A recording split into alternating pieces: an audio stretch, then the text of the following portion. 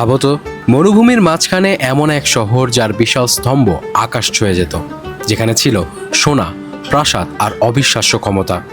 মানুষ বলতো এই শহর বানাতে নাকি জিনদের সাহায্য নেওয়া হয়েছিল।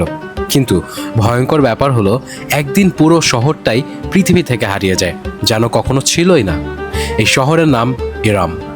হাজার হাজার বছর আগে আরবের মরুভূমিতে বাস করত এক শক্তিশালী জাতি। তাদের বলা হতো আজ জাতি। তারা ছিল লম্বা, শক্তিশালী ও প্রচণ্ড ধনী।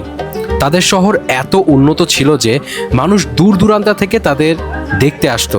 কোরআনে এই শহরকে বলা হয়েছে ইরাম জাতিল ইমাদ, মানে বিশাল স্তম্ভের শহর।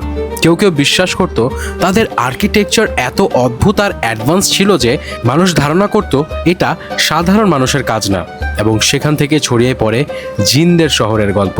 কিন্তু একটা সমস্যা ছিল, এই জাতি নিজেদের শক্তি নিয়ে এত অহংকারী হয়ে গিয়েছিল যে তারা আল্লাহকে ভুলে যায়। তারা মানুষকে অত্যাচার করত, মূর্তি পূজা করত, আর ভাবত আমাদের চেয়ে শক্তিশালী আর কেউ নেই।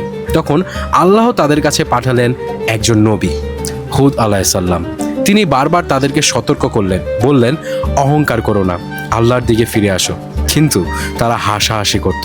তারা বলতো আমাদের থামাবে কে? আর এখান থেকে শুরু হয় ভয়ঙ্কর এক অধ্যায়।